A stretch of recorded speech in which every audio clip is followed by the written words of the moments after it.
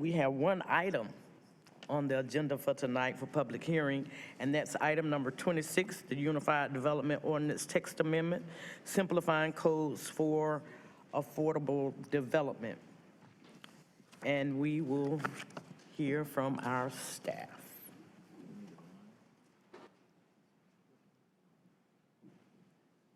Good evening, Mayor, Mayor Pro Tem, council members. I'm Bo Dobrinsky, Assistant Director with the City County Planning Department. I'd like to certify for the record that all notification requirements for this item have been met.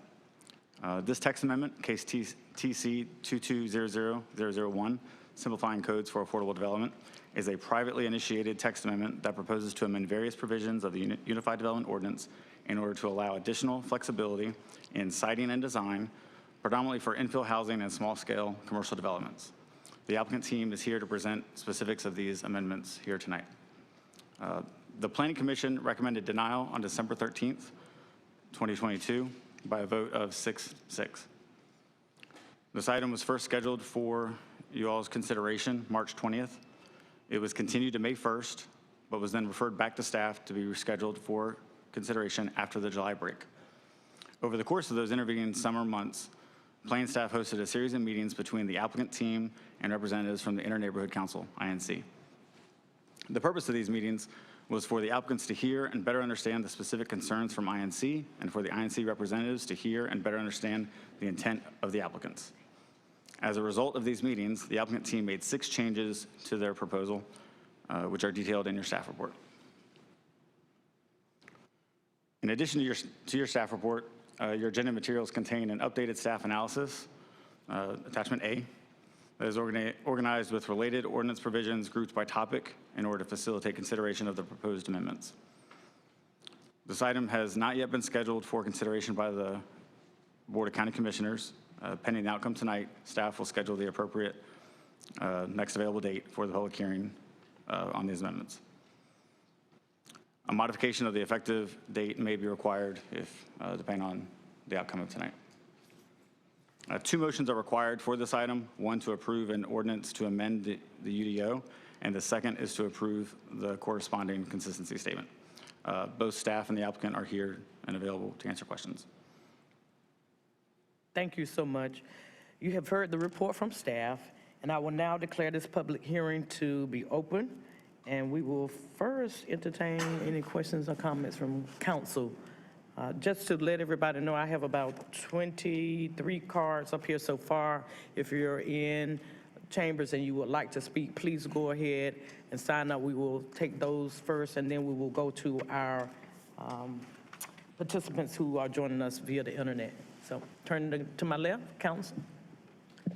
I have a question for, and I don't know if this is a proper time to ask this question, so my colleagues will tell me, but I have a question for Attorney Rayburn regarding the SCAD proposal. And so since April, there's been like emails back and forth about a particular council member may need to recuse themselves because of some, I guess, connection to that particular husband and being on the planning stages of the SCAD proposal. This was back in April. I just got another email about that also. Residents are asking for recusal. Based on your response, it was that you have not been charged by anybody on this council to actually do an investigation to see if that recusal should be done. And so I'm just concerned.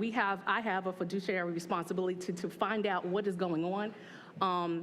I just also feel that there are just certain rules and regulations that kind of are geared to some people and not geared to others in terms of how we deal with these things. And so I just need to know, again, I'm getting these emails. I just don't know, what the procedure should be, and is there a policy or procedure around this person being able to recuse themselves from the vote tonight based on these emails that we're getting and based on what you said in the email?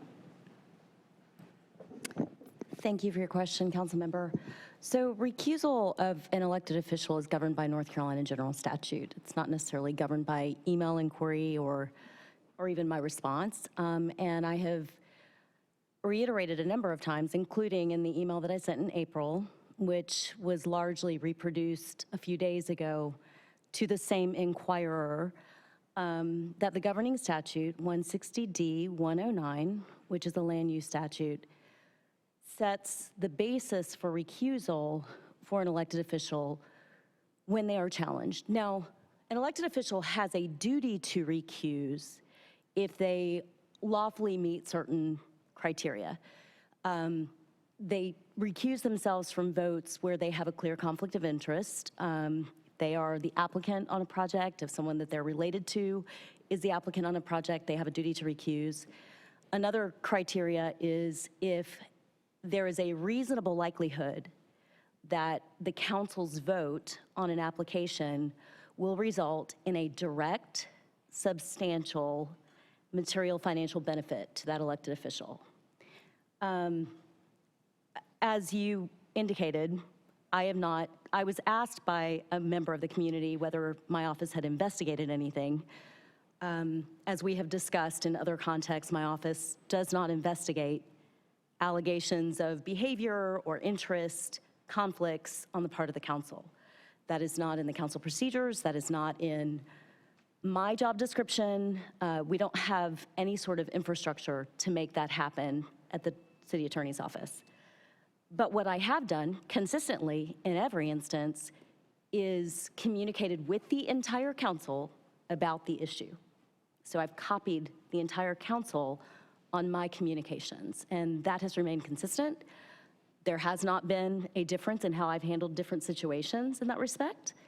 And so with respect to the inquiry that came in the other day, I was again asked, which I have taken to understand to be an objection to a council member participating in this item. What the statute provides, that 160D109 that I previously mentioned in subsection E, is that if there is an objection to the council member's participation, then the council member needs to address it, state whether they do have some sort of financial benefit that is likely to remit to them from a vote on the item, and they are going to recuse, or if that is not true, if that's not a true statement, there's going to be a financial benefit to the council member, then the council member has a duty to exercise their public official duties and vote. So have I answered your question? You have, it's just that, again, it was just been a couple of emails, so I just wanted clarity. But also, there has been documentation of that particular person's husband in those emails. And so you have documentation saying that they were part of the, I guess, I'm not sure, beginning discussions with it. So it's just really confusing to me how certain things are handled with one particular city council member and other things are handled with another city council member, including myself. So I just wanted to put it on the record that these emails have been back and forth. There is documentation with this person's husband in the planning, I think, because I don't know, these are emails that were sent to us.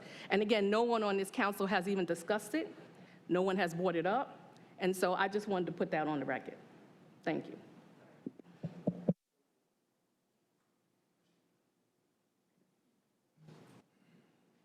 Councilwoman Caballero. Thank you, Madam Mayor. Since my colleague has mentioned the emails and it's a public record, she is discussing me. My understanding is that unless there is it is a very narrow definition of the statute, and I do not have a conflict of interest. I will not benefit directly as defined by the state statute, and actually the folks who have been emailing are incorrect. My husband has not participated in anything SCAD related, and my understanding is from speaking with the city attorney that I have no requirement to recuse myself.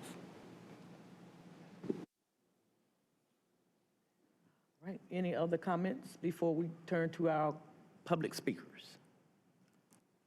Okay. I will call 5 at a time. You will get your 3 minutes tonight. We will not shorten that, as this is a very important issue to a lot of people, and so we want to pay full attention to what each of you have to say. We'll start off with Mr. Stephen Neal, followed by Ms. Benita Green, Rafiq Zaidi. I always pronounce your name wrong, Rafiq. I'm sorry. Ms. Jackie Wagstaff and Mr. Steve Tola. That will be our first 5 speakers for tonight. Mr. Neal, you have 3 minutes, sir. Okay, thank you. Stephen Nill, Durham resident. 3 quick comments. For tonight, I'll leave the discussion about the specific sections in the massive 55-page text amendment to those that understand them best. I've spent hours on this thing and can't believe that anyone on the council credibly understands it well enough to vote it all in at once. Since we were the people that started the emails with Councilman Caballero, I'll make a comment there.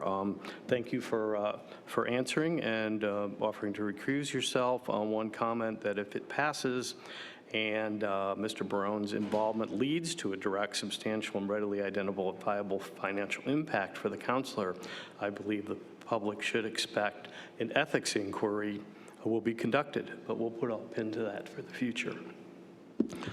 In addition, there looks to be a pattern of questionable practices here in regard to development, and now even a member of the planning department seems to be getting in on it. I expect more information will surface even at a higher clip during the election and beyond on that. And then lastly, I'd like to thank Councilperson Williams for his comments to the people of Durham at the PAC 2 meeting last week, and also again on Twitter, where he said, and I quote, "We need time to debate this. There's no up or down to SCAD. Let's break this thing apart. Let's take what works for us and deny the rest." This is a sea change from his position on March 20th, where he was among 3 councilors demanding an up and down vote that day, be taken right then. I'm hoping he follows through with his thought tonight. Consistency and credibility are 2 important qualities the public looks for when making their mark next to a candidate's name for public office, especially one as high as mayor. So thank you for that.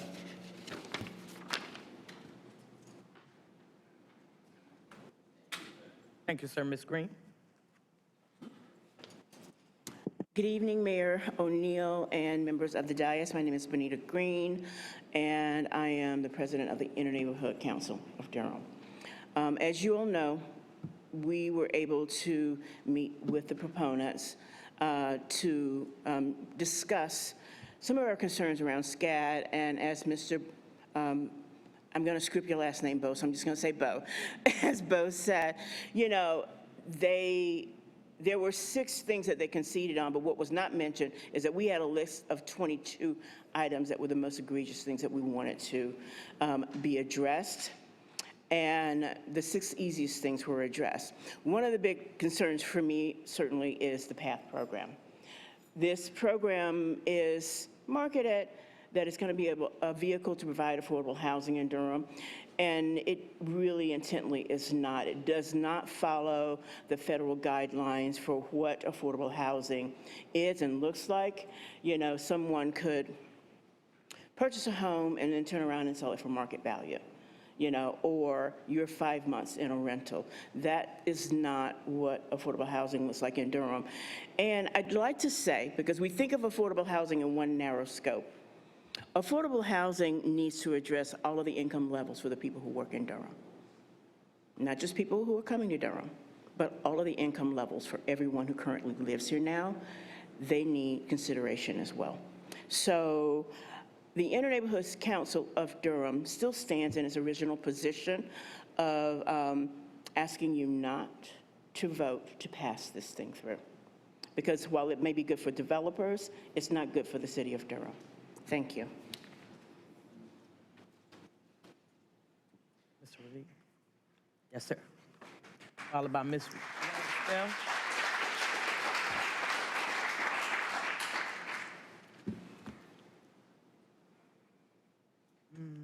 Steve?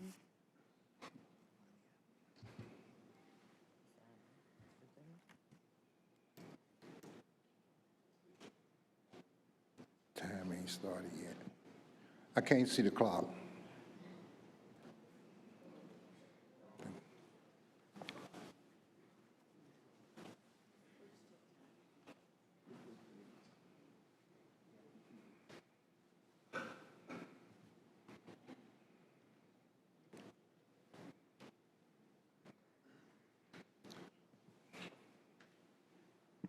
Yes, sir. Good evening, Madam Mayor, distinguished City Council body. My name is Rafiq Zaidi. I'm the president of the Black Concerned Citizens and the president of Men and Women with Boots on the Ground, Durham, North Carolina. I reside at 807 South Duke Street. I'm here tonight in opposition to the SCAD proposal. Since the recusal process has just came up and it's in question, I would like for the city attorney to know that the intent and a motive behind a person's engagement with the developers is enough for investigation legally. SCAD. There are members of the black community and the brown community who believe that the offer of SCAD proposal would have a further future impact on the city's housing landscape, worsening gentrification of already disenfranchised community. Further, we believe that the developers and the supporters such as Jim Anthony Luback, Bob Chapman, and others, the offer of simplifying codes for more affordable housing is hypocritical and is made by those who are trying to deceive the Durham citizens and residents into believing that all of a sudden the gentrifier's are our friends. Furthermore, we believe that such deception, after attempting to falsify using Habitat for Humanity as a co-sponsor, is intended to hoodwink Durham City Council, county commissioners, and the Durham Planning Department. Lastly, we are demanding that every neighborhood upon request should have a meeting in this matter according to the Planning Department's procedure and engagement in that application, which we haven't had. There have been meetings that the black community never even heard about and still don't hear about. But we understand how this thing is going. If residents of color and those struggling with lower incomes don't really benefit from SCAD proposal, it's fair to ask the question, who does? Who does? SCAD proposal, we call it scam in the community. The actual facts, the obvious and most well-documented answer is big developers and real estate investors. Such proposals as SCAD will create opportunities for real estate developers, and higher property values may encourage real estate and gentrifiers to invest in projects located in areas that they have not historically considered. All across the nation, such proposals are going up in the air. So we ask and we demand that you deny the motions, that you deny the proposal. Election time is coming. Thank you.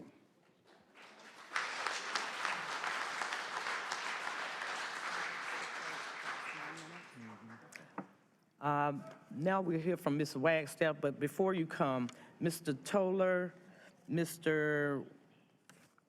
Warsali, and Mr. Anthony, we have about 25 or 30 cards. So I want to make sure that we give you equal time. So I'm going to pause after Ms. Wagstaff. That'll be 15 minutes. You all can decide how you want to use that first 15 minutes. Then we'll continue on with 5 more, and then you can address right after that. So we can keep track of the balance of time. Ms. Wagstaff. So Mr. Toller, you'll be up next, and you'll have 15 minutes, looks like. I would have been fine with yielding my time to Mr. Toller. I'd like to see what kind of mess he's going to bring up here tonight. But good afternoon, Madam Mayor and council members. I'm here in opposition of SCAD. And I know that there's been a lot said, including this long rant from our illustrious Leo Williams today on his Twitter. He said a lot of things in this rant. And one that was most concerning to me is the one that he tries to place a narrative on the people that have been organizing for months to educate the community about SCAD and how it's going to affect us. He wrote, you need to go on his Twitter and you need to look at this stuff, because he put this in earlier today so that he could make all these people look like fools. And he's the one with all of the common sense. So, you know, I'm concerned about that, because you seem to have a lot to say about things about this community and about who comes down here and who speaks. Now, for you, Pastor, we don't have 300,000 people that can fit in this room, or their fire marshal's gonna put us out, and you always do these sermons about these people don't speak for the 300,000 in Durham.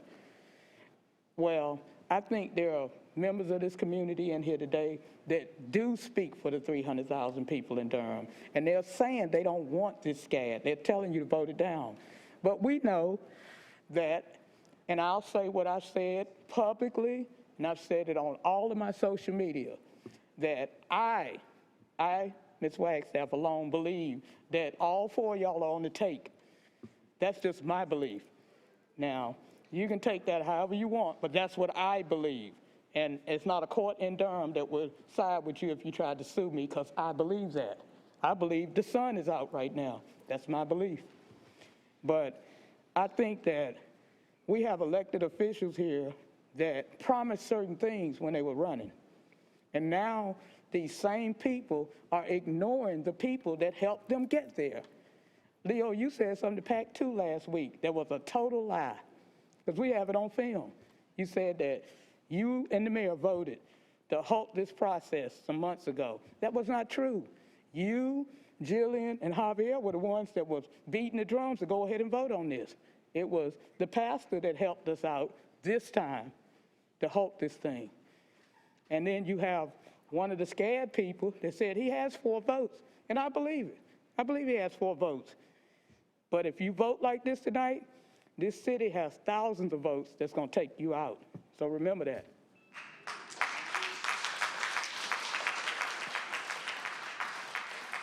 Okay, Mr. Toller, you would have, trying to keep this time, about 15 minutes if you'd like to. I just need, But we want to make sure that everybody gets the amount of time that they need. So yes, ma'am. if you just state your name, we're going to try to do our best to keep up with it. I just need 2 minutes, okay? The public process, my name is Steve Toller. I'm a citizen. I've been a citizen since 1977. The public process this amendment has been through has been significant. It passed the JCCPC unanimously 7-0 in April 22.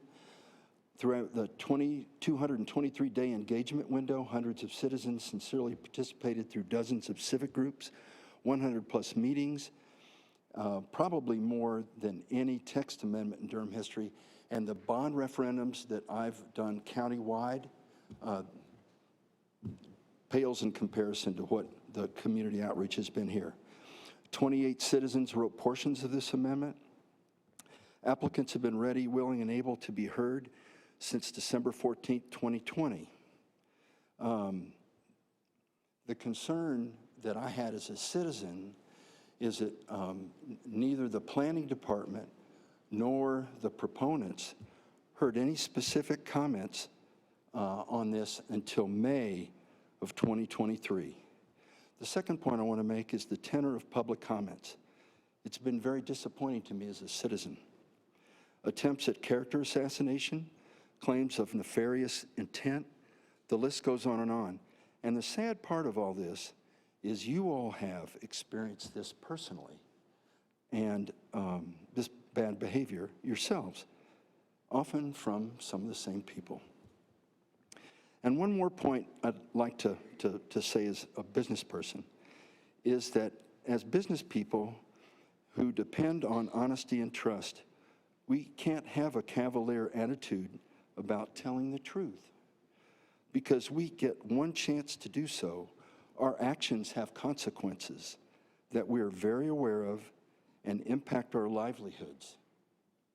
Thank you for supporting the text amendment and for your service to Durham in spite of some of the challenges. Thank you.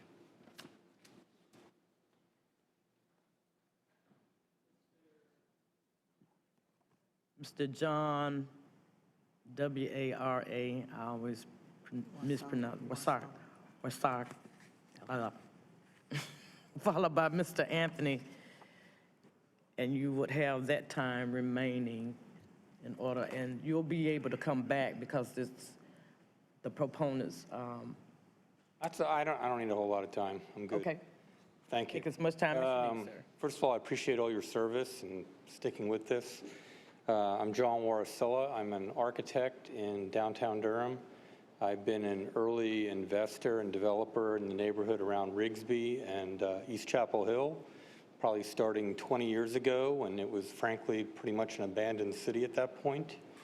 I worked as the architect for the Golden Belt revitalization, which was a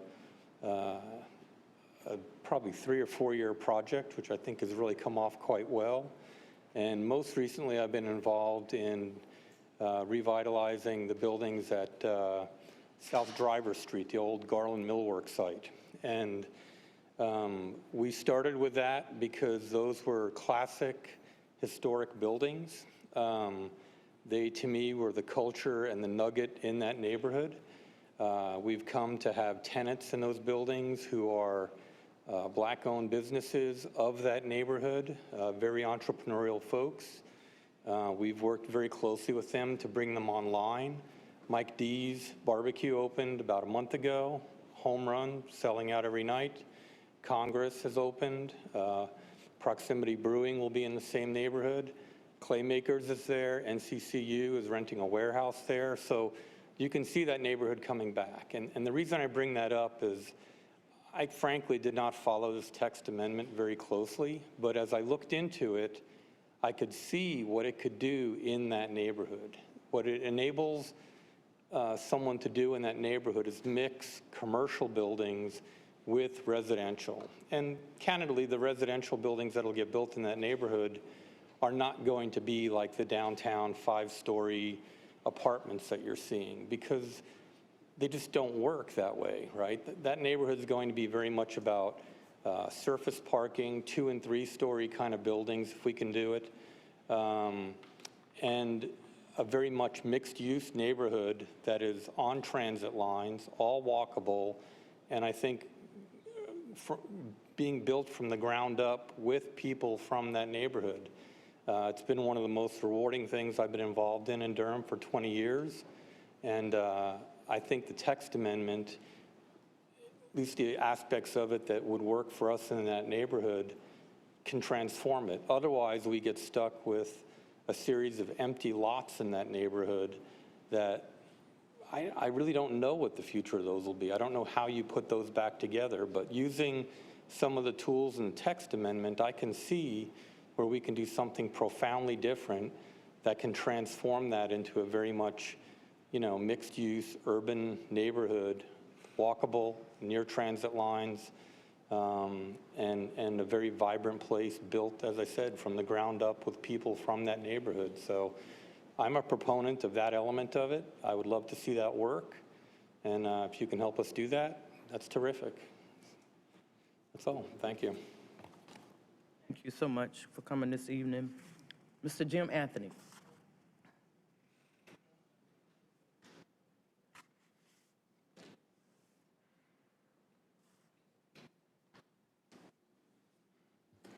I'd like to invite Bob Chapman to come join me. My name is Jim Anthony, and I am the applicant for this text amendment. And it breaks my heart to see how divisive this has become in the community. Durham deserves better. Bob and I have been working in Durham, in my case, 30 years. Bob's 50. And we've never done anything but help this community. I don't think there's anyone in this room who's ever looked at any of our projects who would say that was a mistake or that damaged anybody in this community.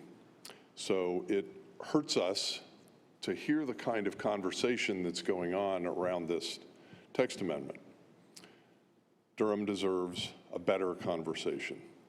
I was grateful when the group was convened in the planning offices to discuss exactly what was contained in this document, and we had some great dialogue. And I want to thank the team who came and sat with us.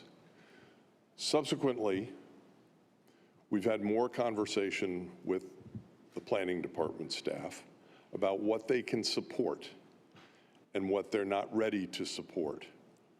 Some of those things are exactly what you have and would hear from this community gathered here tonight. So I would like to formally request a continuance of this hearing because there are things that we now want to change about this document. and allow for continued engagement with the community. For those who feel like they have been left out of the process or do not understand the document, we want to talk about it. We also want to make clear what those things are. No one knows what they are yet, but I can just tell you, as of very recent conversations that have evolved, that things like the elimination of parking requirements, that's controversial.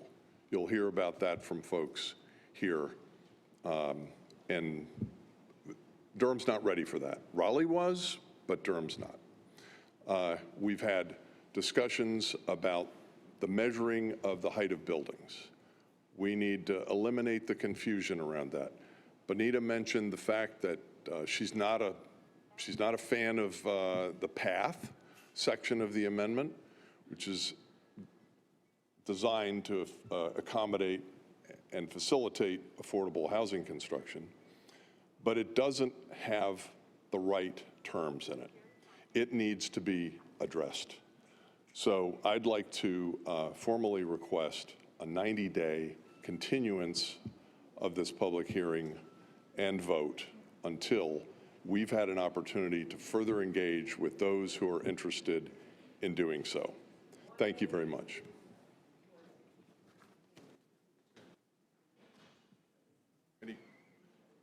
Any questions before I sit down? Confirm with our attorney to see. Thank you. So we may discuss that as the council. I would offer my take on that. Thank you, Mr. Anthony, for coming today. This has generated, I know, an enormous amount of public interest, which we are glad of.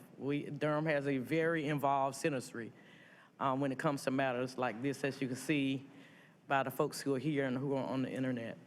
But we also have a wealth of knowledge that I do not believe that we have tapped into for something that's significant as this. As you all know, we're going to consider the comprehensive plan on August 31st. So that will be work well. We will be moving towards the UDO. Also, though, I would offer to my colleagues the formation of a task force, a different kind of task force, though, because I do think that we have institutions around that can offer some objective kind of take on this process. For instance, you have the Institute of Government, who is over at Chapel Hill. You also have North Carolina Central University and Duke University. Both have undergrad degree programs and graduate level programs that could probably help us to formulate some objectivity. I think that's part of the missing discourse of the conversation, is that there's not an objective voice. You either have the community that's feeling one side or the other, and you have the applicants. So where's that objective voice that we both could listen to? So we have formed task force before that take as long as a year. I don't know why we would rush something so important to so many people, and especially not utilize the resources that we have at hand in our local universities. So my suggestion would be that we consider the formation of a task force with those objective voices, and also with the applicants and community members, have them to sit at the table together and take it apart. The one thing that I've learned over the years is not everybody's going to read that document, and not everybody can with understanding. It's one thing to read it, it's another thing to read it with understanding. And it behooves us to make sure that our standard in the courtroom was that you have to be able to speak in a language that a third grader could understand, right? I don't know if we'll be able to get there with this type of a document, but at least we could put it where it's in a context where your average citizen who's not a planner, not a lawyer, not a developer, can understand it and be able to articulate it back. So that would be my suggestion, is not just look at the shorter window. I don't know what 90 days will get you right now, but I do think that we need to put an objective voice in that space. Councilwoman Freeman and everybody else. Thank you, Madam Mayor. I think that's a great idea. I would just like to note there's an equity aspect to this, and just understanding it's not just that the community may not understand. I think often professionals don't understand what community is experiencing. And so I would like to add to that that there needs to be a way in which the experts in the community are also highlighted, just acknowledging that many folks who've experienced multiple generations of displacement should have a centralized voice in this. And that's not by race, that's mainly by socioeconomics.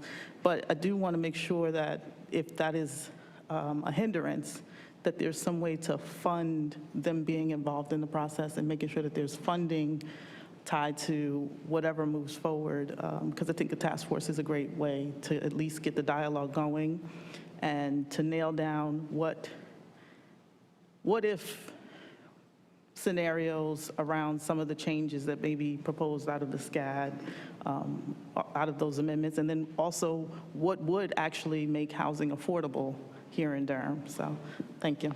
That's all. Councilwoman Johnson. Thank you, Madam Mayor. I'm happy to support the applicant's recommendation for a 90-day delay if that's what folks think they need to continue to do the kind of community engagement and work that will make this proposal stronger. I can support that happening. I want to highlight the work of our planning department, however, as a neutral and experienced body that has done a large amount of work on evaluating the SCAD proposals and has gone through every single proposal, given us a detailed analysis of each proposal and then their recommendation as to whether that proposal should be passed or not. I think it would be valuable for us, for council members and for residents to look at that analysis, because what you will see is that a lot of the provisions that are being proposed to move forward by the planning department actually correct errors and problems that they have previously identified in the UDO and create additional opportunities that people have been asking for in the city that don't currently exist in the UDO. And a number of them are simple corrections to make things easier to understand. For example, we are not adding extra feet of height to a building. We are changing where we measure the top of the building from the midpoint of the roof to the top, which is something that's more intuitive for people to understand. And so a lot of the things that have been proposed have been misinterpreted through I would say, both good faith and bad faith actors, and that misinformation has been spread throughout the community in ways that do not actually reflect like the words on the page when you look at the proposals. There are some proposals in here that the planning staff do not recommend that we move forward, that they recommend that we hold until the UDO rewrite, and I would support following their guidance on that as well. I also have concerns about the Affordable Housing Path Program. I think that the affordability periods are far too short for any meaningful affordable housing to be created by that program, and would rather also delay, I would like to delay that period, that piece of the puzzle for longer if necessary, so that we can figure out that affordability piece. But in my opinion, the majority of the staff recommended changes in the SCAD proposal, I feel comfortable doing a 90-day delay and allowing the developer to come back, but I do not think that we need an entire task force to evaluate those provisions. A task force might be useful for the path provisions, for the affordability pieces, or other pieces around affordability that are harder to figure out, but for the technical changes that are being proposed in the UDO, I think that it would be completely reasonable to move those forward after the 90-day recommended delay. Thank you. Councilwoman Hosa Hyman, and then we're going to ask our planning director if she would speak to this after we see. We're back at council discussion for a second on their continuance. So, and then we'll come back, if you don't mind. Let us finish on the dais, and then the city staff, and then we'll hear from you all as to what you all are thinking about the proposals. Just trying to keep a little order so I can keep it straight in my head, okay? That's all. Not trying to overlook anybody. On the dais, then to the staff, then back to the public. All right. So thank you. I'll be very short. So, my recommendation, I do agree with your recommendation for a task force, but I also agree with the recommendation that a lot of our residents have asked for, which is for this to be postponed after our review of the comprehensive plan. And then with the review of the comprehensive plan, there's going to be some changes to the UDO. So I would prefer for us to table this even to after the comprehensive plan is adopted, and then the new changes will come into effect with the UDO. So the 90-day situation, I'm like kind of totally against that, but I would prefer, again, if we have to move forward, I'm good with the task force, but if not, I would like us to go on what a lot of the residents have asked for, which is for us to wait to after the comprehensive plan to even address this. And also people have asked to wait for a new council to be able to vote on this. So that's what I would like to see. Thank you. Ms. Young? Good evening, Mayor Pro Tem, and council members. Thank you for the opportunity to address you on this. Staff can certainly accommodate a 90-day continuance. I do want to share a little bit more information about the timeline for a full UDO rewrite. If this were to go much further than that time frame, it would start to run into an overlap and likely compete with the work that we're trying to do to overhaul the whole ordinance.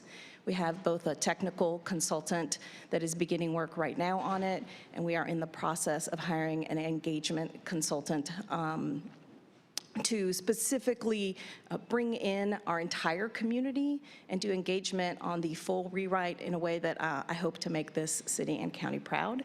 That will be very different, but similar to how we've engaged on the comprehensive plan. So I would say that in terms of a task force dealing with some of these more significant issues, those issues and that will be happening in a broad scale for the whole rewrite through that engagement effort for that. So just wanted to let you all know a bit of my concern about pulling this out too long and competing with the UDO rewrite. I think that would be a little bit messy. To my right? Any comment? Thank you, Madam Mayor. Good evening to everyone. Thank you for the staff. I want to thank my colleagues for their excellent comments on this matter. I have no problem with the 90 days as well. And Madam Mayor, if you think that a task force would be a good thing, I certainly don't oppose that either. I do want to say that for me, this text amendment is not as exotic as some people have made it to be. I also want to say this is the third time tonight. This is the third time a particular resident has openly questioned the intelligence and comprehension of this largely black council. And I've heard this resident in other contexts, speaking to audiences, not do that. This is the third time. Many of us up here have voted on text amendments for years. We read these documents, we do our homework, and we come and cast votes. So we have read the document multiple times. We have at our access a planning department that is the envy of their profession, that is constantly lauded and looked to around the state and around the country. Don't take my word for it, Google it. Our planning staff is among the best in the business. They are not on the take. They work passionately. They work every day for the good of this city. So I want to add my kudos to them as well in the way that they've redacted this document, in the work that they've done and how they've put it in bite-sized pieces. But as I said last time, if folk feel they need more time, I'm always going to err on the side of giving folk more time. But I also want to say something that needs to be said as well. I've spoken to hundreds, literally hundreds, maybe thousands of people about this over the years that SCAD has been in our public square. It is clear to me that there are a lot of people who haven't read this document. It's obvious. What we have read are some prepackaged talking points from interests on both sides of this matter. There are folk who don't want changes to their neighborhoods, NIMBYists, who have managed to enlist some prominent voices in our city to do their work. There are developers on the other side as well who need to be questioned. But I will say that my vote will not be based, I can't govern based upon caricatures of entire professions. All developers are bad. All lawyers are bad. All people who want alternative to policing are bad. We can't govern based upon caricatures, and there have been a lot of caricatures and personal attacks thrown around about people. So I'm looking forward to a debate that's actually substantive, that has more light rather than heat. So 90 days is fine for me, but this has been going on for a couple of years now. This isn't new. I also want to strongly push back against tying a land use decision or a text amendment to an election. You're getting to very, very touchy business with that. Well, when President Obama wanted to nominate Merrick Garland, with plenty of time left on his administration, you had folks saying, well, we need to have an election first. So we've got about 5 or 6 months left on this council. Is there anything else we shouldn't be doing until the next council? We have a job to do, and we were elected by people to do our job. And I would just remind us that tying land use decisions and zoning decisions to electoral machinations is problematic. It's problematic. We have a job to do. So, and for those, what's interesting to me is that if you don't, for those who say they don't understand it, then how do you know a new council would be better for you? Either you understand it or you don't understand it. Now, if you want a new council for something that you don't understand, the implication is that you really do understand it, and you want a council shop to get perhaps a better outcome. Maybe this is a council that will give you the outcome you want once you understand it. So I don't understand how not understanding it is tied to a particular council. So 90 days for me is fine, Madam Mayor. I'm not against the task force as well, but I do want to call out that there are forces at work in this city that have enlisted folk that have prepackaged talking points that in many cases don't closely resemble what's in this document. Not even close. Some of them do, some of them do not. So I look forward to 90 days in the debate, and I look forward, Madam Mayor, to the work of the task force if we go that way. Those are my comments. Thank you. Thank you, Mayor Pro Tem. I think Councilwoman Caballero, you had some comments? Yeah, thank you. I'm fine with a 90-day delay as well. I really appreciate staff's very detailed analysis. I found the document to be pretty easy to read. And the outcome with the guidance, some things were, you know, this may be a good idea. The UDO rewrite will give us an opportunity to really measure, in a way, whether it's a success or it's something we shouldn't do. And I think basically we had a window for piloting some of these things and a real clear kind of fire stop if there were things that folks or weren't landing the way that maybe they were anticipated to land. But I'm fine with the 90 days. I think I appreciate Director Young saying very clearly that a task force or a deeper analysis of this is going to run into the community engagement we are already planning to do with the UDO rewrite. I think that all of this is a clear example of how desperately we need a UDO rewrite. And I think also it's really important that community understands that at the end of the day, everyone in this room operates when we think about housing in the market. I think that there are lots of things that we could do that we don't have the authority to do that would limit the profiteering of housing, including, you know, I think that there would be some pretty interesting reaction if we had the power, which we don't, to limit how much profit you could make when you sold your home, because that's something that we don't control at all. Folks sell land, they sell their homes, they make money off of it, and that continuously increases the cost of housing in Durham. And that is not a space we plan at all. We don't have the authority, but I have a feeling that many people in this room would have a different outcome and a different sentiment if we were really stepping in to how much profit you could make as an individual with the purchase of your land or your home. So I find that to be interesting. But I'm fine with a 90-day delay. I look forward to continuing this conversation. Again, I really want to thank staff because I know it's been a lot for y'all. This has been something that folks have had an opportunity to talk about. I think there was lots of community meetings. I'm pretty sure INC had meetings last summer around these amendments. So I think that there actually has been a lot of opportunity for folks to comment. I think they just don't like it, and that's fine. It's fine not to like something. I think it's not okay to mischaracterize, to exaggerate, and to spread false information because you don't like something. Just say you don't like it. It's fine to do that. We all do that. But I think we need to be more truthful about what we're actually talking about and what folks are really asking for. Thank you. Freeman? I just wanted to know if we were going to get back to the public comment, that was all.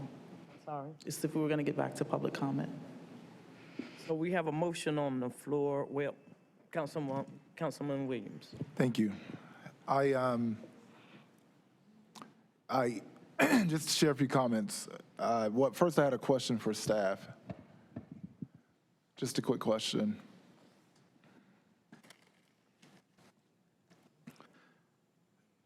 There were about 120-something line items for this document. Something like that. How many of those were okay with your department? I don't have a specific number off the top of my head. I'd have to look at it, but the vast majority, remember that a lot of those are very small changes just for consistency. They're not necessarily new and different content, which accounts for a lot of the reason why you see in the analysis document, staff recommends, because it's all kind of related for the same concept. Thank you.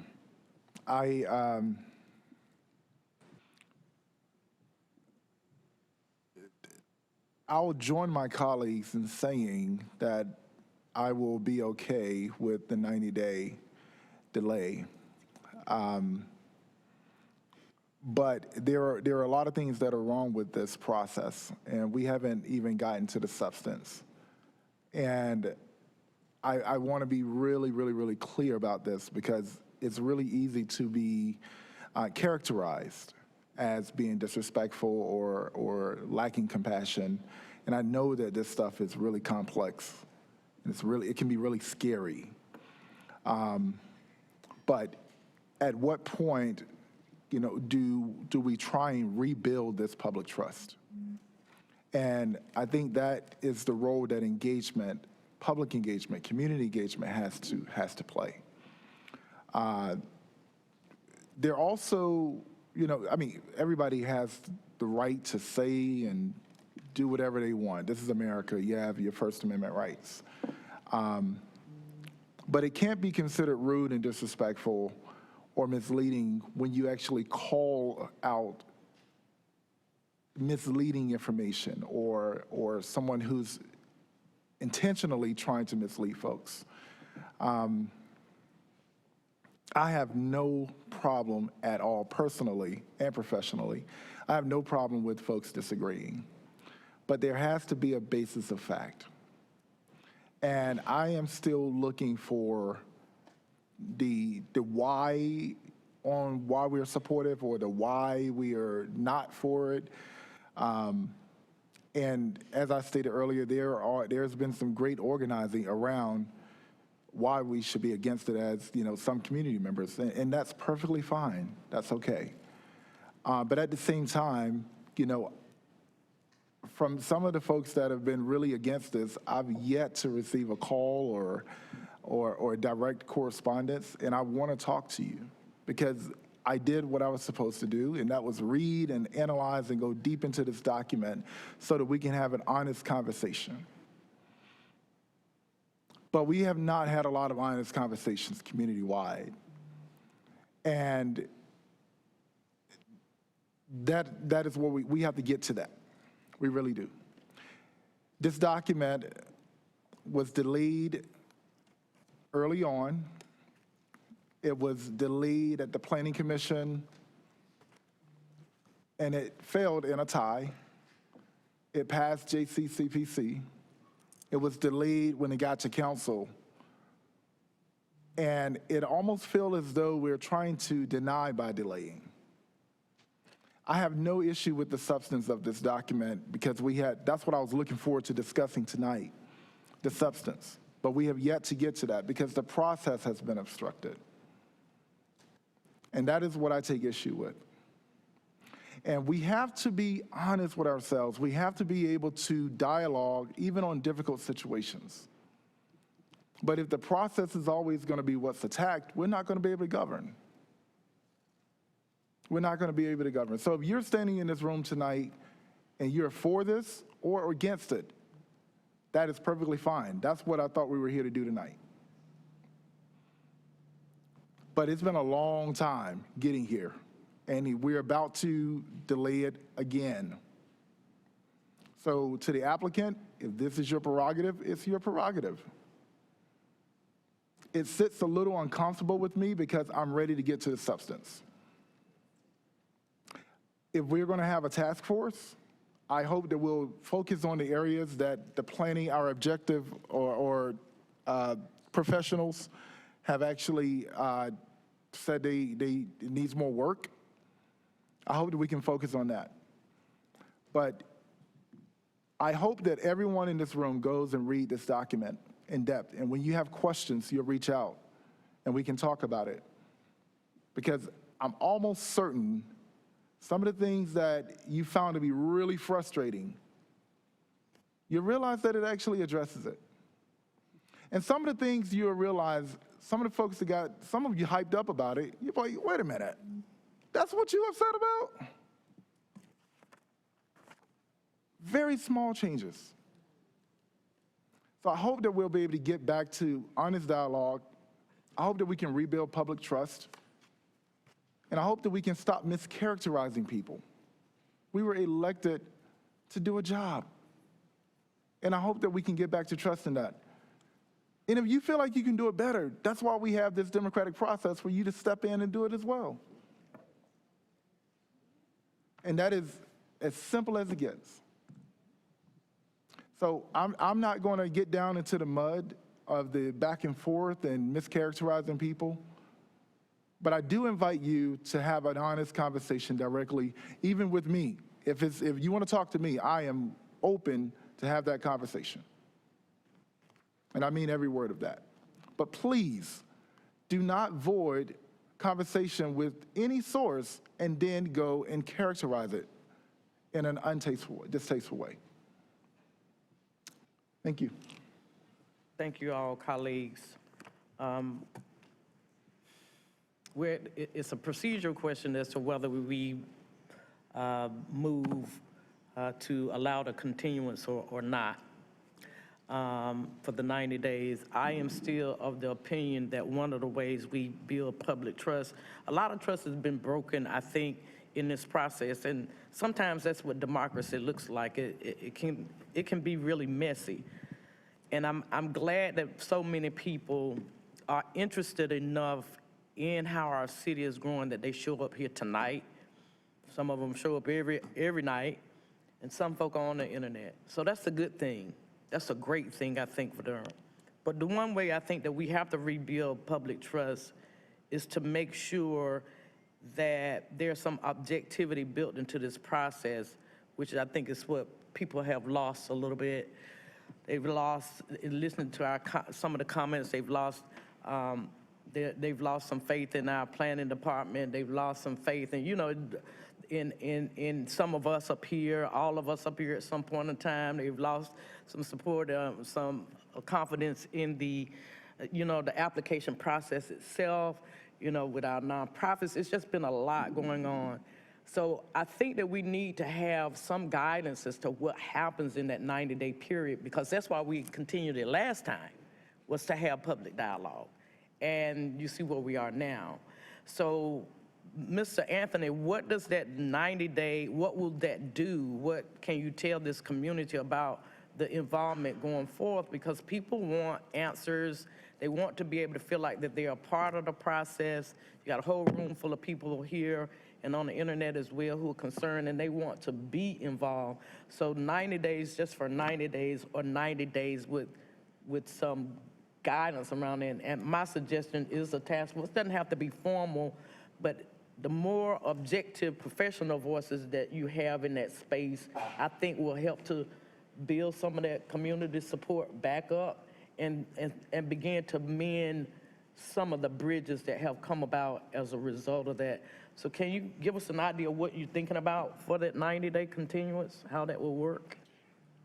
Yes, thank you, Mayor O'Neill. I will go back to a comment by Jillian earlier, which was that a task force would be a very useful tool. It's, I think, pretty comparable to what our planning director was suggesting with public engagement and it being facilitated by a neutral third party around the particularly controversial aspects of this document.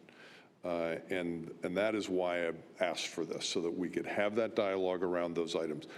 But the vast majority of it, and it is an incredibly boring read, as those of you who have attempted it know, because it is doing tiny little technical corrections, that's what I'd like to see us pass in 90 days. That which the planning department can endorse and you as council members can endorse and the public can support. So that's my goal. So 90 days is the November 20th date. Could I ask if I could get at least 5 volunteers from the public who would agree to sit with you to kind of develop what happens over these 90 days, so that they come back, you all come back with some type of plan for us at the next meeting, so we'll have some idea of what you're gonna do over the next 90 days. The first 5 people in the audience to stand, let's see, raise a hand. Right, stand up for me. I need 5 volunteers from the audience. They're our opponents.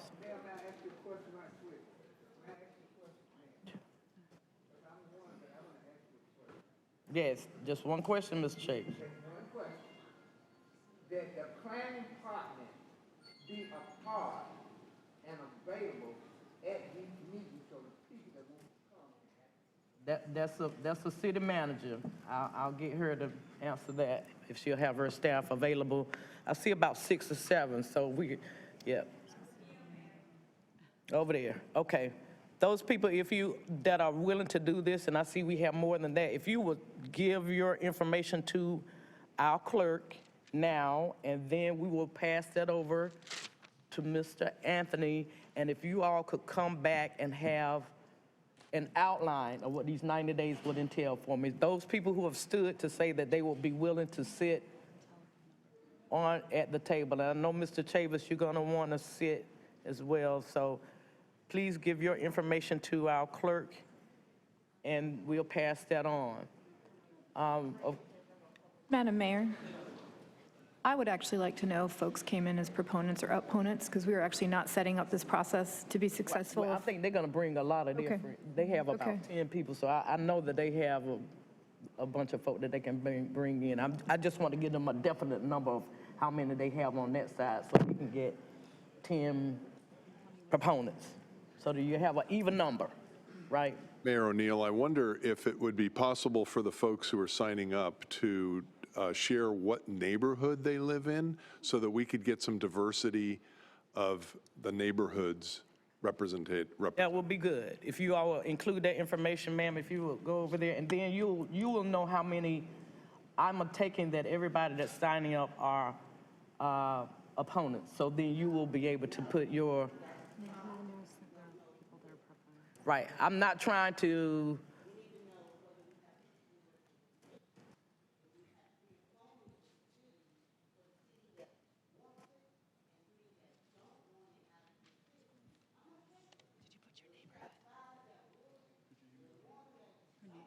put your neighborhood? What I'm proposing is to get the volunteers, because I can't ask people to volunteer because you're on one side or another. I would ask that you indicate what you do, what side you're on. Mr. Anthony I think that would be helpful. knows who is a proponent at this time, for the most part. So I'm sure he can balance that, and I will look forward for him balancing that.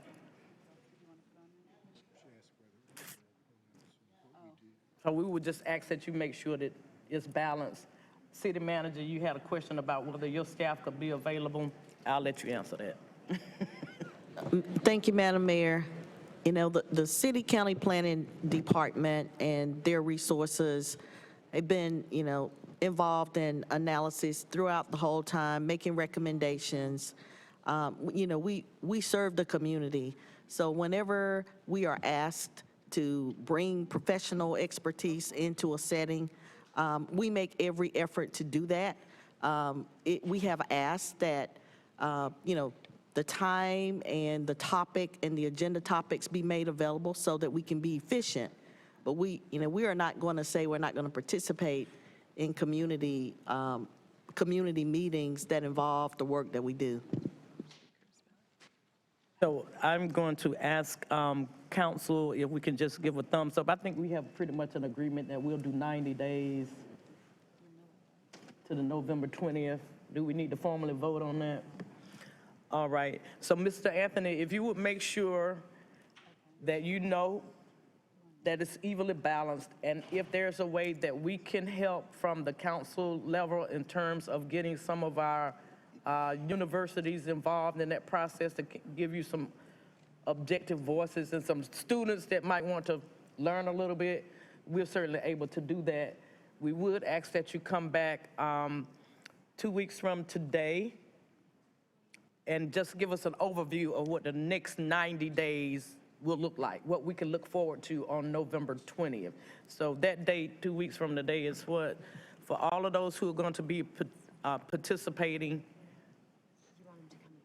we want you to come to, is our work session easier to come or our city council meeting? What's the easier one? Probably the council meeting. I think to maximize public participation, it's probably a council meeting. Okay. 2 weeks from tonight is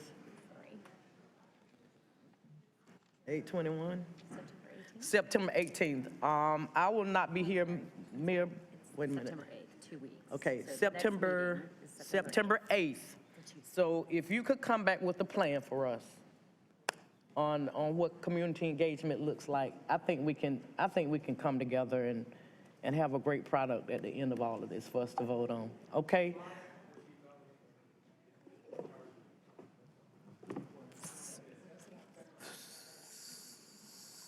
Sir, I'm not sure that I'm hearing you, but the process, as I understand it from the attorney, is that we have a motion from the applicant on the floor that we have to consider before we move forth.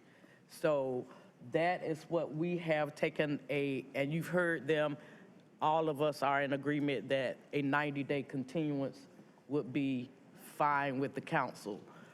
In the interim, what we would ask you to do, I've only asked folk to sign up, but you're more than welcome to join these conversations. I just wanted to make sure that we leave out of here tonight with a group of people who can come back and give us a plan for what happens on the 90 days. Now, how you participate in that, I'll leave it up to you adults to figure that out, but I want to leave out of here knowing that I can talk to a group of people who can tell me what the plan is for the next 90 days in 2 weeks.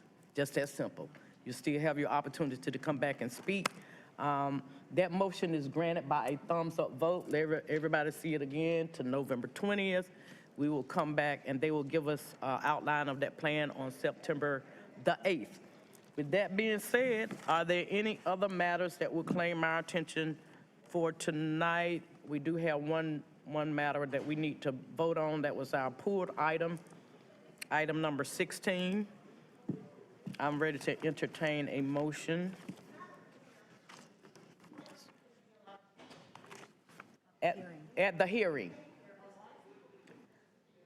Ma'am, hold, I can't really hear you with your mask on, and I would need for you to come to the podium so that the people in the audience to hear you. So if you could let me deal with this piece of business though before we forget it. Now, I was about to entertain a motion. I want to go ahead and entertain that motion before we forget that. A motion for item Your Honor, I believe that's item 16. 16. Yes, ma'am. I'll offer the motion.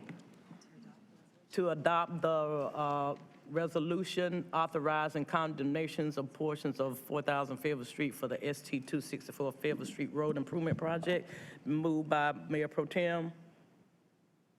Second. Madam Clerk, if you will open the vote.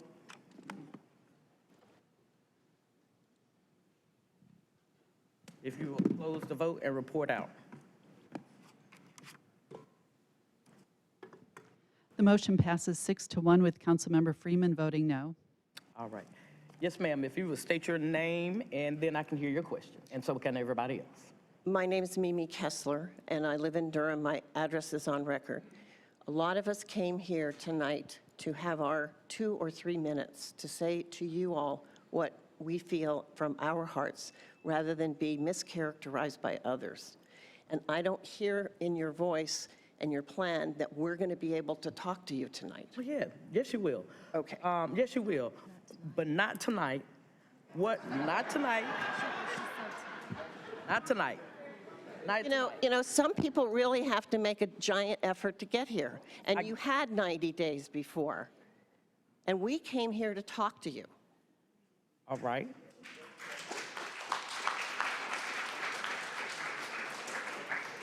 The motion has been passed, and it passed unanimously.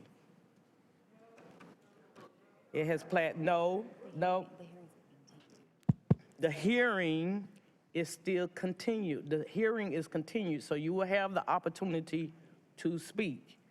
Now, he asked for the motion. I think the last time that it was continued was for council motion. It was not continued for an applicant motion. I believe this is the first time the applicant has asked for a motion to continue. Is that correct?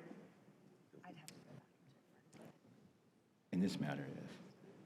In this matter, yes. In this matter, most applicants, if you would tell me. Madam Mayor, I do have a question. The 8th of September is a Friday. Kim gave me that date. Can you check and see, Ms. Young, has the applicant asked for continuance in this matter before? It's the 5th. 9/5. I don't believe the applicant has specifically asked for a continuance. I would have to go back and check the record. I have to admit my memory from that many months ago, I don't remember exactly.